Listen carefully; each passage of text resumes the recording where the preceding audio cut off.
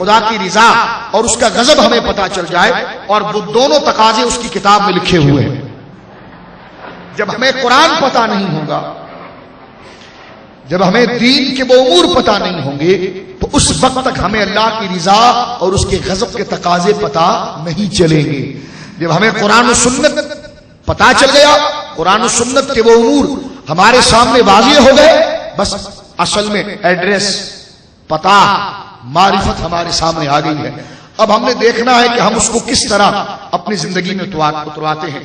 صوفیاء کے نزدیک ہو یا علماء ظاہر کے نزدیک ہو، دونوں اس بات کے قائل ہیں کہ خدا کا پتہ کتاب اللہ سے ملے گا، خدا کا پتہ قرآن سے ملے گا، خدا کا پتہ سنت سے ملے گا، لیکن دونوں کی تبلیغ کے انداز میں فرق ہے، دونوں کے تبلیغ کے انداز میں فرق ہے۔ ایک یہ کرتا ہے کہ بس پھر اس کو پڑھ کر یہ چاہتا ہے کہ میں بس اس کو پڑھ کے گزر جاؤں، تسبیح لمبی لے کر۔ ایک وہ ہے جو ممبر پر بیٹھ کر، بظاہر میں پیش کر رہا ہوں اس کے سامنے، ممبر کو استعمال کر کے کتاب و سنت کو اپنے سامنے کھول کر حدیث پڑھتا رہے، یہ کافر ہو گیا، یہ بدعتی ہو گیا، اس نے حرام کو امور کیا، سرے سے اسے اپنی ذات ملحوظ ہی نہیں ہے۔ اب جو معرفت کی کتاب تھی اس سے اس کو استفادہ نہیں ہوا، اس لیے کہ اس نے اس کے تقاضے اور زاویے غلط رکھے تھے۔ ایک شعوری منزل کی طرف ہم چل رہے ہیں۔ اور ایک وہ ہے جس نے صوفیاء کا لبادہ اوڑھا، لمبی لمبی تسبیح لے لی، گھر میں بہت بڑی چادر بچھا دی، ہزاروں دانے اس پر ڈال دیے، لا الہ الا انت سبحانک انی کنت من الظالمین، اللہ کی ضربیں مارتا رہا۔ لیکن دونوں کے طریقوں کے اندر فرق ہے، دونوں طریقہ بزرگوں کا پکڑ تو رہے ہیں، لیکن نجات کب ہوگی؟ جب بندہ ظاہر تک اس تقاضے کو نہ رکھے، اس کو ظاہر سے اندر داخل نہ کرے، بلکہ ان تقاضوں کو اندر سے باہر کی طرف لے جائے۔ اس کی بات یوں سمجھ لیجیے آپ، انسان صوفیاء کی تبلیغ کا شعور یہ ہے کہ وہ انسان کے ضمیر کے اندر، انسان کے باطن کے اندر ہدایت کی جو صلاحیتیں ہیں اس کو اجاگر کرتے ہیں، اور یہ ثابت کرواتے ہیں کہ اسلام کو تمہاری ضرورت نہیں، تمہیں اسلام کی ضرورت ہے۔ ایک تبلیغ کا انداز یہ ہوتا ہے کہ اسلام کو تمہاری ضرورت ہے، تو پھر وہ ظاہر تک رہتا ہے، بس اسلام کو ہماری ضرورت ہے تو گاڑی رکھ لی ہے، اسلام کو ایک نمازی کی ضرورت ہے تو مسجد میں آ گئے، اسلام کو ایک روزے دار کی ضرورت ہے تو رمضان میں روزے رکھ لیے۔ اب یہ سب ظاہر تک رہتا ہے۔ جب یہ خیال ہمارے ذہنوں میں رہتا ہے کہ اسلام کو ہماری ضرورت ہے تو دین ہمارے ظاہر تک رہتا ہے، اور یہ تبلیغ کا وے اور انداز یوں ہے کہ ہم اسلام کو باہر سے اندر لا رہے ہیں، تعلیم کو باہر سے اندر لا رہے ہیں، جبکہ ایسا نہیں ہے۔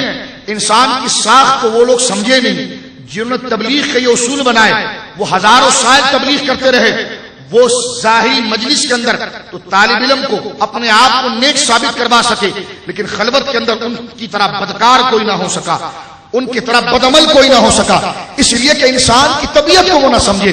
حضرت امام غزالی فرماتے ہیں میں نے انسان کی طبیعت پر غور کیا، انسان باہر کی چیز کو قبول کب کرتا ہے؟ فرمایا وہ باہر کی چیز کو اندر سے قبول کرتا ہے۔ باہر کا حسن جو اسے نظر آتا ہے تو اندر کی چیز اسے پیار کرنے کے لیے کہتی ہے، اندر کی چیز اسے رغبت کی طرف کرتی ہے۔ انسان جب باطن سے ظاہر کی طرف چلتا ہے تو یہی اخلاص ہوتا ہے، یہی شوق ہوتا ہے، یہی کمال ہوتا ہے، اور ظاہر کی چیز کو جب باطن میں اتارنے کی کوشش کرتا ہے تو یہ جبر ہوتا ہے، دھوس ہوتا ہے، ڈر ہوتا ہے، خوف ہوتا ہے۔ تو جب تک وہ دیکھ رہا ہے یہ گردن ہلاتا رہتا ہے، جب اس کی نظر اس سے ہٹ جاتی ہے یہ شریر ہو جاتا ہے، لیکن جب باطن سے ظاہر کی طرف جاتا ہے تو اس کا خود مقصد ہوتا ہے، اس کی خود رضا ہوتی ہے، پھر کوئی دیکھے یا نہ دیکھے یہ اس چیز کے پیچھے لگا رہا ہے۔ یہ طریقہ کار ہے۔ یعنی بات یہ ہے کہ اس کو دوسری دو چیزوں میں تقسیم کیا شریعت نے، ایک ہے اطاعت اور ایک اتباع۔ اطاعت یہ ہے کہ حکم پر عمل کرنا، اطاعت یہ ہے کہ حکم پر عمل کرنا اور حکم کے سامنے سر تسلیم کو خم کر دینا، اور اتباع یہ ہے کہ اس حکم کو اپنے لیے مفید جاننا، اس حکم کو جس طرح روٹی اور غذا سے ہم انحراف نہیں کر سکتے، جس طرح پانی سے ہم اپنی جان نہیں چھڑا سکتے، ہمارے اندر کا انسان کہتا ہے یہ تیری ضرورت ہے، اس لیے ہم کمائی اور ہم اپنی تمام چیزیں اس کار خیر میں لاتے ہیں کہ جناب ہم اچھی غذا استعمال کریں، ہم اچھے خورد و نوش کے طریقے، رہن و سہن کے طریقے اختیار کریں. اس لیے دیکھیں انسان پر کئی باتیں گزر جاتی ہے وہ کھانا نہیں چھوڑتا، انسان پر کئی لمحات ایسے آ جاتے ہیں وہ پینا نہیں چھوڑتا، انسان پر ظاہر جیسی بھی باتیں آ جائیں وہ رہن سہن میں اپنے قد و وضع کے اندر فرق نہیں لاتا، اس لیے کہ اس کے باطن کا تقاضا اس چیز کے لیے تھا. ہم نے دنیا کو تو باطن کا تقاضا بنا لیا، دین کو باطن کا تقاضا نہیں بنا. ہم اپنے گھر سے جیسی محبت کرتے ہیں ایسی محبت مسجد سے نہیں کرتے. اس کی وجہ کیا ہے؟ اس کو بھی آپ اس طریقے سے دیکھیں. ہم بچوں سے ملنا جلنا، اپنی اولاد کے ساتھ شغف میں بڑے محبت کرتے ہیں، دینی امور کے اندر ہماری وہ محبت و شفقت نہیں ہوتی. ہم اپنے رشتہ دار، مہمانوں، عزیز و اقارب کے ساتھ گھنٹوں بیٹھے رہیں ہم بور نہیں ہوتے، لیکن دین کے لیے 2 منٹ کے اگر ہم بیٹھیں تو ہم بور ہو جاتے ہیں. اس کی وجہ کیا ہے کہ جو چیز باطن کے لیے تھی وہ ہم نے دنیا کے حوالے کر دی ہے، باطن کے شوق کو ہم نے دنیا کے حوالے کر دیا ہے، اور دین کے شوق کو ہم نے ظاہر کے حوالے کر دیا ہے، جس میں پورا فساد لازم آیا. ہمیں گھروں سے تو محبت ہو گئی، مسجدوں سے محبت نہیں ہوئی. ہمیں ناولوں سے، قصے کہانیوں سے، ڈراموں سے، فلموں سے محبت ہو گئی، قرآن کی تلاوت سے، خدا کے دین سے محبت نہیں ہوئی. اس لیے کہ ہم نے اس کو جبرن مسلط کیا، گھر سے ہم نے دل سے پیار کیا. گھر کے لیے ہم اندر سے باہر گئے ہیں، اپنی دنیا کے لیے ہم اندر سے باہر گئے ہیں، اندر کے تقاضوں کو پورا کرنے کے لیے امور کیے ہیں، اور دین کے لیے ہم نے کہ یہ برا مان جائے گا اس لیے اپنا لو، یہ بدکار کہے گا اس لیے نماز پڑھ لو، یہ کہے گا مسجد کے آداب نہیں اس لیے پیدل چلو. اب آپ اس کی ایک آسان سی مثال دیکھیے. ہم کبھی اپنے گھر میں اگر وضو کریں، ایک مثال میں دیتا ہوں نفسیات کے اعتبار، ہم اپنے گھر میں اگر کبھی وضو کریں، وضو کر کے اگر ہم گویا کہ صحن میں آ جائیں پانی چھڑکتے ہوئے، کہ ہمارے گھر کے لوگ اس مزاج کو پسند کریں گے؟ بلکہ ہم اپنے گھر کے اندر وضو کرتے ہیں تو وہاں تولیہ بھی رکھا ہوتا ہے، صابن بھی رکھا ہوتا ہے. یہ آج ہمارا فکری زوال ہے مسلمانوں. ہم نے خدا کی عبادت اور خدا کے دین کے ساتھ کون سا اخلاص دکھایا ہے کہ جس کی وجہ سے ہم پر رحمت اترے گی؟ یہ دعائیں کرنا بعد میں ہے، پہلے مخلص بنو. لمبی لمبی دعاؤں سے کچھ نہیں ملے گا جب تک کہ یہ دعاؤں کا مغز تمہارے پاس نہیں آئے گا. جب تم اس دعا کرنے والی ذات کے پیغام سے مخلص ہوگے تو تمہاری سنی جائے گی. یہ لمبی لمبی دعائیں 5 منٹ بھاگم بھاگی لگی ہوئی ہے، کاروبار تم نے چھوڑا ہوا ہے اور آ کر صرف چند وظیفوں کی کتابوں کو تمہیں پکڑ کر جمع ہو گئے کہ چلو دعا کرے، تو یہ تو تم نے وہی کام کیا جو ایک تاجر اپنا سودا بیچنے کے لیے کرتا ہے. خدا کے لیے جو امور تمہارے پاس کرنے تھے وہ تو تم نے کیے نہیں. مثال میں آپ کی خدمت میں یہ پیش کرنا چاہ رہا ہوں کہ ہم اپنے گھر کے اندر دیکھیں اہتمام کتنا کرتے ہیں. وضو ہم نے کیا، اب ہماری کوشش ہوتی ہے کہ وہیں پر تولیے سے اپنے جسم کو صاف کریں، بعد میں ہم آئیں اور گھر کے اندر اس طرح آئیں کہ پائیدان پر پاؤں اچھی طرح سے صاف ہو جائیں، کہ پوچھا لگ چکا ہے، صفائی ہو چکی ہے، اس پر داغ دھبے نہ ہو جائے. مجھے یہ بتائیے ہمیں شرم اور حیا کبھی آتی ہے کہ جب ہم مسجد کے اندر وضو کرتے ہیں، وضو کر کے ہمیں یہ شرم کبھی آتی ہے کہ وضو خانے سے لے کر پہلی صف تک ہم پانی گراتے ہوئے آتے رہتے ہیں؟ ہم نے کبھی دیکھا ہے کہ ہم کس بات کے مسلمان ہیں؟ اسلام کس چیز کا نام ہے؟ اسلام کس چیز کا شعور دیتا ہے؟ بس یہی وہ فساد ہے. ہم اس دین کے ساتھ مخلص ہی نہیں. اس کو ہم نے چند رسموں تک مقید رکھا ہے. جس طرح اور مذاہب کے لوگ تھے انہوں نے چند رسموں تک دین کو مقید رکھا کہ بس یہ کر لو، یہ کر لو، یہ کر لو، یہ دینداری ہے. ہم نے دین کو چند رسموں، نماز کو ہم نے رسم بنایا ہے، نماز کو ہم نے رسم بنایا. دینی امور جو ہمارے لیے دنیا و آخرت کی کامیابی کی چیز تھی اس کو ہم نے رسم بنایا. اور آپ جانتے ہیں، ہم نے اس کی تشریح کی آپ کے سامنے، رسم کس کو کہتے ہیں؟ رسم اس کو کہتے ہیں کہ جس میں ظاہری صورت تو ہو لیکن باطنی کوئی نیت نہ ہو، اس کا کوئی مقصد نہ ہو. اور وہ چیز جس کے عمل کے پیچھے کوئی باطنی فکر ہوتی ہے، وہ باطنی فکر کی بنا پر اگر کوئی عمل کیا جاتا ہے تو وہ امور انقلاب لاتے ہیں.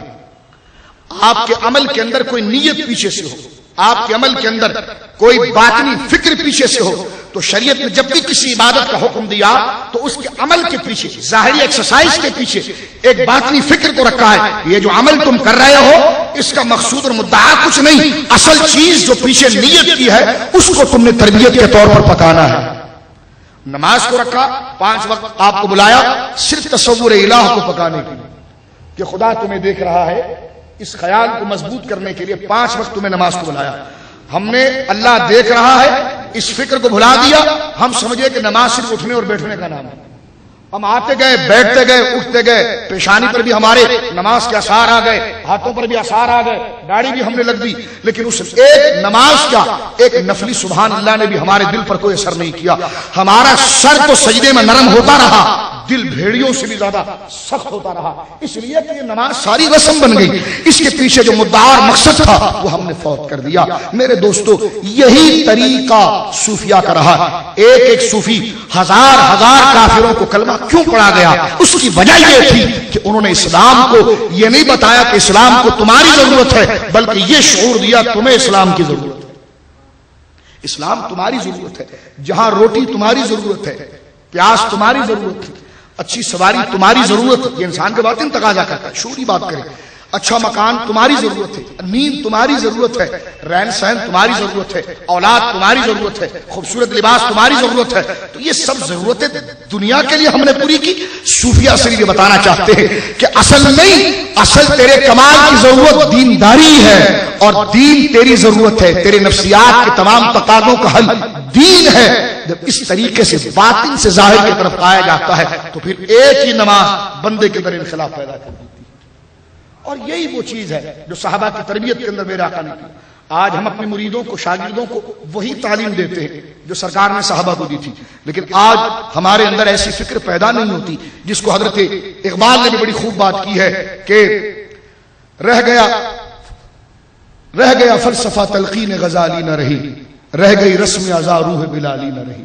اذان وہی لگ رہی ہے، فلسفہ وہی پڑھایا جا رہا ہے، لیکن اب کوئی غزالی نہیں بن رہا. اذان وہی دی جا رہی ہے، لیکن اب حضرت بلال جیسا شوق نہیں ہو رہا، اس لیے کہ اذان تو وہی ہے جو حضور نے سکھائی تھی. آج فلسفہ دین و تعلیم وہی ہے جو بزرگوں نے پڑھایا تھا، لیکن بات دراصل یہ ہے کہ وہ اذان کس لیے دلوائی گئی تھی یہ مقصد ہمارے پاس نہیں. اس اذان کا مقصد کیا ہے، اس کے پیچھے رب کریم کی رضا کیا ہے، اس کے پیچھے ہماری اچھائی کے پہلو کیا ہے، اس کے پیچھے ہمارا ضمیر، ہمارے نفسیات کے کتنے شعبوں کی تسکین ہے، اس کو ہم نے بروئے کار نہیں لایا. صوفیہ کی تبلیغ کے اندر یہی چیز ہوتی ہے کہ وہ جس طرح انسان کی طبیعت باطن سے خوراک کی طرف یہ چاہتی ہے کہ خوراک رہن سہن میرے لیے ضروری ہے، اسی طرح صوفیہ اپنے مرید کے اندر یہ شعور پیدا کرتے ہیں کہ یہ نماز، روزہ، زکات محض یہ ایکسرسائز، محض کوئی یہ حرکت اور عمل نہیں، بلکہ یہ تیرے باطن کے تقاضوں کی تکمیل ہے. میرے دوستو، آج ہم نے جس موضوع کا انتخاب کیا ہے اس کو بالتدریج انشاءاللہ کئی درسوں میں انشاءاللہ زندگی رہی تو ہم اس کو لے کر چلیں گے. اب یہ تو میں نے ایک مقدمہ آپ کے سامنے پیش کیا ہے، یہ تو اپنے آپ کو اور آپ کے باطن کو جھنجھوڑنے کے لیے، بلکہ میں کہتا ہوں ادھیڑنے کے لیے یہ چند شعوری باتیں ہم نے کی ہیں تاکہ ہم اپنے اپنے پیمانے میں آ جائیں. شیخ صاحب، سید صاحب، فلانا صاحب، فلانا صاحب، ہم اپنے پیمانے میں آ جائے کہ نام تو ہمارا بڑا بڑا ہے، ہم کرتے کیا ہے. اسی کو اقبال نے کہا تھا نا، یوں تو سید بھی ہو